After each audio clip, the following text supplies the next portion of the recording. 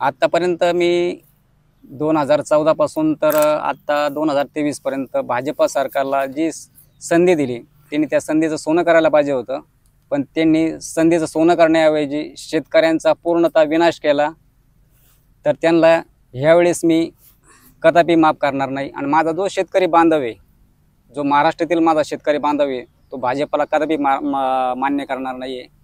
तो इतर पक्षालाच तो मतदान करणार. जो कांदा शेतकऱ्यांना कधी रडायला लावतो, कधी हसायला लावतो, जे शेतकरी कांद्याला पांढरं सोनं म्हणतात, त्याची सध्याची काय परिस्थिती आहे, खरी परिस्थिती काय आहे ती आपल्याला बघायची आहे.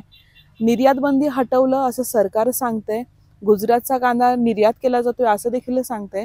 मात्र महाराष्ट्रातला जो कांदा उत्पादक शेतकरी आहे तो अजूनही रडतोय, त्याच्या अजूनही समस्या आहेत आणि त्याच आपल्याला बघायच्यात.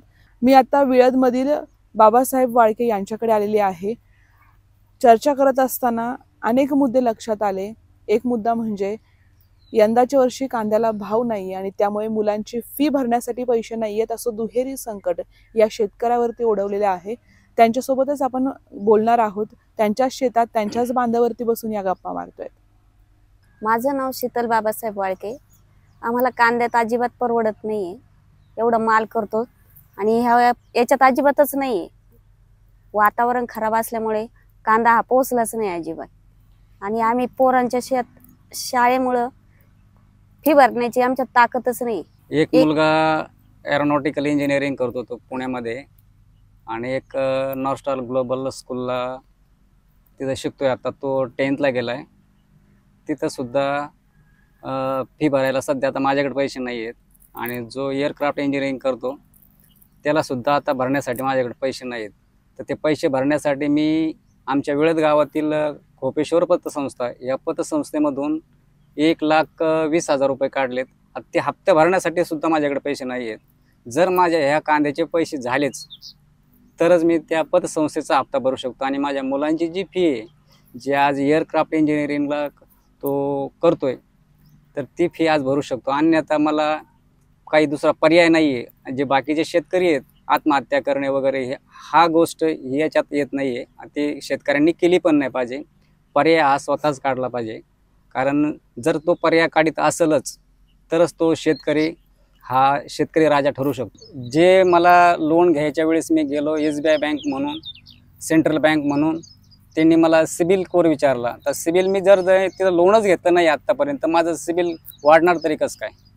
त्यांनी मला आधी लोन दिलं पाहिजे, कमीत कमी 50,000 तरी लोन दिलं पाहिजे, तरच मी ते सिबिल तिथं बनवणार ना.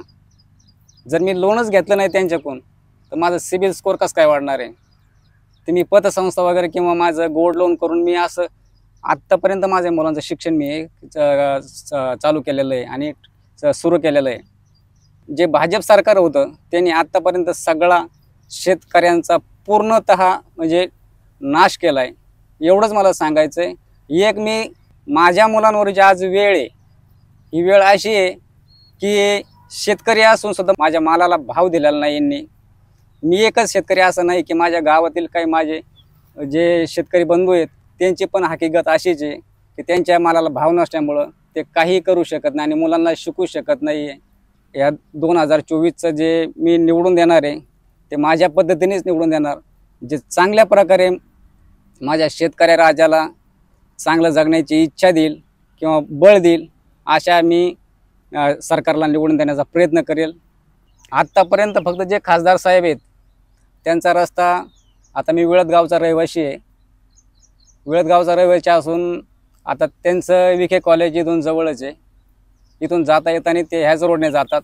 पण विळद गावात फक्त थांबत असतील फक्त त्यांच्या त्या स्टॉपवर, फक्त कुठं विळद फाउंडेशनला, पण विळद गावात कधी आलेले नाहीत. आले ते फक्त मध्ये आत्ता 2 किलो तांदूळ आणि साखरी घेऊन आले ते.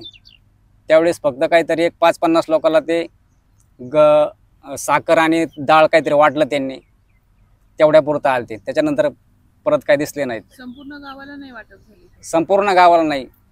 जे त्या दिवशी तिथं हजर होते, मी पण गेलतो, मला पाहायचं होतं, मी स्वतः पण गेलतो. एक सरासरी 100-150 लोकांना त्यांनी ते वाटप केलं असेल आणि नंतर ते संपलं, लगेच निघून गेले. आत्ता गावाची लोकसंख्या माझ्या 2800 ते 2900 असेल. आत्तापर्यंत मी 2014 पासून तर आत्ता 2023 पर्यंत भाजप सरकारला जी संधी दिली त्यांनी त्या संधीचं सोनं करायला पाहिजे होतं, पण त्यांनी संधीचं सोनं करण्याऐवजी शेतकऱ्यांचा पूर्णतः विनाश केला. तर त्यांना ह्यावेळेस मी कदापि माफ करणार नाही. आणि माझा जो शेतकरी बांधव आहे, जो महाराष्ट्रातील माझा शेतकरी बांधव आहे, तो भाजपला कदापि मान्य करणार नाही आहे. तो इतर पक्षालाच तो मतदान करणार.